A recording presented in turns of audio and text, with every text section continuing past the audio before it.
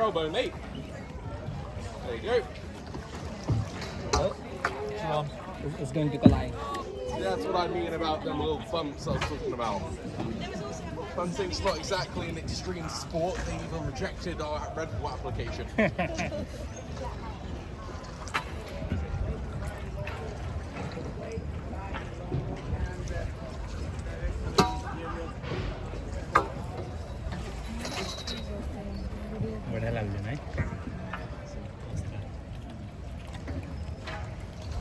We're now in Quayside, everyone.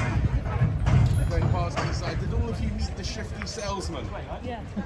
That's how Cambridge started. There's always been shifty salesmen here since the 700s. The Viking people used to come up this point and sell everything that they stole from us back to us, making Cambridge incredibly wealthy. So wealthy that later on in the 1200s, a group of students travelling from a disgusting place called Oxford were like, wow, the next building is the building, which is much older, more Gothic. We're actually looking at the bad half that is made out of house brick on the back to save money. To hide the fact that they've saved money on the back, they covered it up with ivy. The ivy goes a bright red during the autumn. But so it's the blazing red ivy of St. John's. That's a bit of a amalgam, so they just shortened it to the word, very like long-winded origin, but that's originally where it came from because they always wear the blazing red jackets of St. John's. So after that blazing red ivy, I'm going to win the chase with this one thing.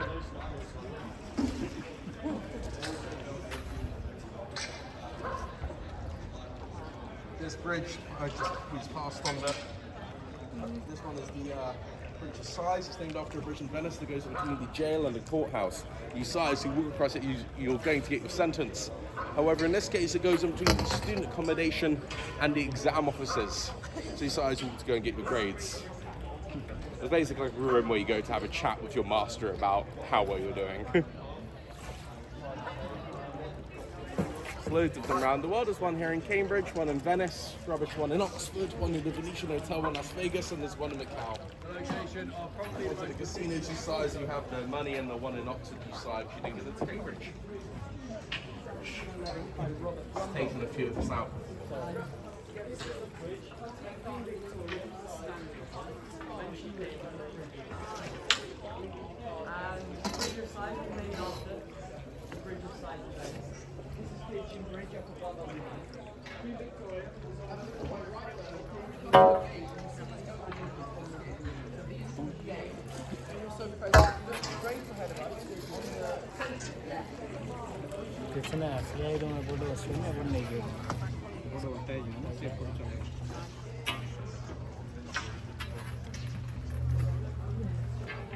I like to show how much they hate each other in sort of really weird ways now. One of them is who could throw the most expensive party. The end of year May ball for Cambridge University gets about out of hand for Trinity and St. John's, as they spend hundreds of thousands on stuff like fireworks, lasers, flamethrowers, roller coasters, Ferris wheels, dodgems, bands like the Wren Library of Trinity College. Wren Library holds some very important books: Isaac Newton's life's work, Darwin's Origin of Species, Byron's poetry, and most importantly, the first ever edition of Winnie the Pooh.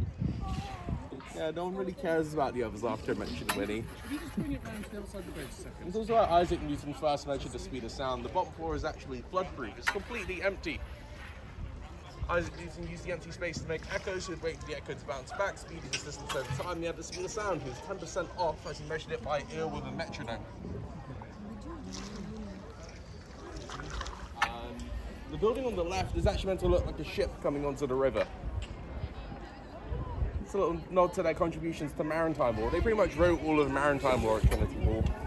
We're following it right now, at least most of us are trying to. We will go on the right-hand side instead of the left-hand side.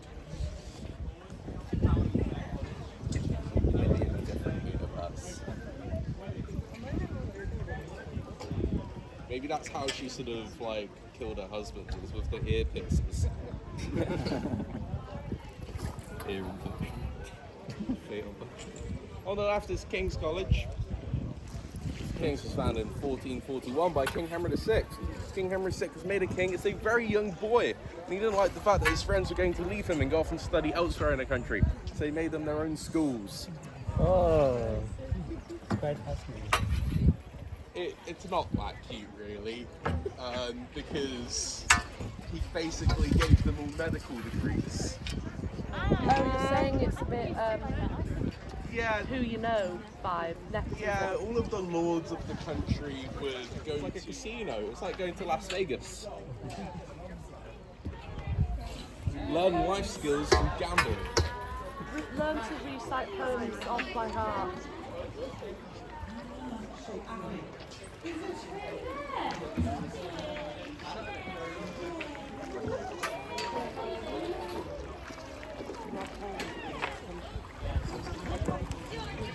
They came away with that. They broke up with Eton. Now it's all about how smart you are, not about how rich you are. So if you're the smartest student, you actually get the nicest accommodation, and you get to live in this building on the left. How do they define smart? Best in the first and second year. It's called an academic ballot. So you'd have to have the best grades throughout them 2 years. And then you get to make it in here in your third year. No, it's like sort of...